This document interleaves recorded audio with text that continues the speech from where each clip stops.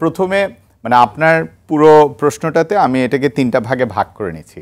প্রথম যে জিনিসটা আমি দ্ব্যর্থহীন কণ্ঠে বলে দিতে চাই, আমি নিজে একজন কর্পোরেট এক্সিকিউটিভ টার্নড উদ্যোক্তা, কিন্তু আমি সবসময় যেটা বলে এসেছি যে উদ্যোক্তা হওয়াটা চারটিখানি কথা না, এখানে 3 জনই কিন্তু উদ্যোক্তা হয়েছেন, কিন্তু উদ্যোক্তা হওয়ার পেছনের গল্পটা বেশিরভাগই জানে না।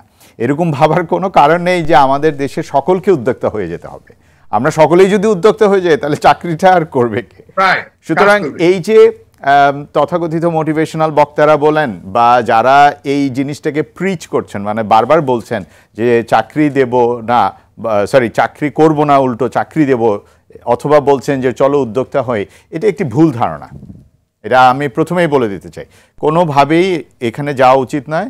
আপনার এক একজনের এক এক ধরনের টেনাসিটি থাকে। উদ্যোক্তা হওয়ার জন্য কিছু নির্দিষ্ট বৈশিষ্ট্য থাকে, কিছু নির্দিষ্ট ক্যারেক্টারিস্টিক থাকে, মোস্ট ইম্পর্টেন্টলি একটা রিস্ক টেকিং প্রোপেন্সিটি থাকে, একটা ঝুঁকি নেওয়ার ক্ষমতা এবং ভিশন থাকতে হয়। সেটা না থাকলে উদ্যোক্তা হওয়া উচিত না। 1, 2 হচ্ছে আপনি প্রশ্ন করেছেন টেকনোলজিক্যাল জায়গা থেকে কেন আমরা ইনোভেটিভ ই কমার্স এবং অন্যান্য কাজ করতে পারছি না।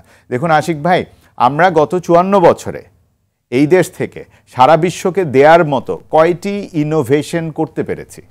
জাতিগতভাবে আমাদের দেশটা শিক্ষাগত কারণে হোক, পুষ্টিগত কারণে হোক, আমরা কখনোই কিন্তু মোস্ট ট্যালেন্টেড পিপল বের করতে পারিনি। আমরা খুবই ভালো, আমরা শার্টের হাতা যে ডিজাইন বলা হবে সেই ডিজাইনে কেটে আমরা গার্মেন্টসটা বানিয়ে পাঠিয়ে দিচ্ছি, কিন্তু ফ্যাব্রিকটা কি হবে সেটা কিন্তু আমরা ইনোভেট করতে পারি নাই। সুতরাং এরকম এটা, এবং এটা কোনো দোষের কিছু না। আমরা যেমন পারি নাই তেমনি ভিয়েতনামও পারে নাই, তেমনি ইন্দোনেশিয়াও পারে নাই। আমাদের দেশ থেকে সারা দেশে গিয়েছে কেবলমাত্র কয়েকজনের রেফারেন্সের ভিত্তিতে লোন দেওয়া, অর্থাৎ মাইক্রো ক্রেডিট ফর্মুলা। আমাদের দেশ থেকে ইনোভেশন রেপ্লিকেটেড হয়েছে হচ্ছে 1 মুঠ গুড়, 1 চিমটি লবণ, আধাসের পানি, অর্থাৎ ডায়রিয়ার স্যালাইন। আমাদের দেশ থেকে গিয়েছে হচ্ছে উচ্চ ফলনশীল ধান।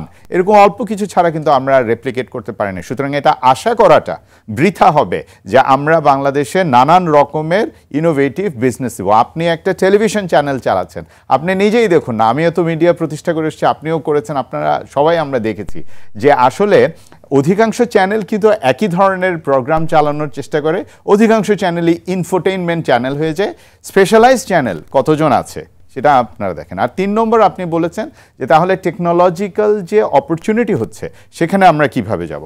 আমার কাছে মনে হয় টেকনোলজিক্যাল অপরচুনিটির সবচেয়ে বড় স্ট্রেংথ এবং সবচেয়ে বড় অপরচুনিটি হচ্ছে টেকনোলজি ইটসেলফ। অনলাইনের কারণে আজকের ছেলেমেয়েরা ইচ্ছে করলেই তার ইউনিভার্সিটিতে যেটা শেখাচ্ছে না সেটা সে বিশ্বের যে কোনো ভালো ইনস্ট্রাক্টরের কাছ থেকে শিখতে পারে। আমি পরামর্শ দিব তরুণ যারা আছেন তাদেরকে আমি বারবারই বলবো, আপনারা প্রচুর গুগল করেন, আপনারা প্রচুর জায়গায় যান, আপনাদের সমস্ত অ্যাক্সেস আছে। আপনারা খুব ভালো করেই জানেন যে কোন কোন কোন স্কিলগুলো, কোন কোন জিনিসগুলো, কোন সার্টিফিকেশনগুলো আপনাদের ভবিষ্যতে চাকরি দেবে। এবং সবচেয়ে জোশ জিনিস হচ্ছে এখন তো চাকরির জন্য ফিজিক্যালি বিদেশে যাওয়ারও দরকার নেই, অনলাইনে বসে ফ্রিল্যান্সিং করেও করা যায়।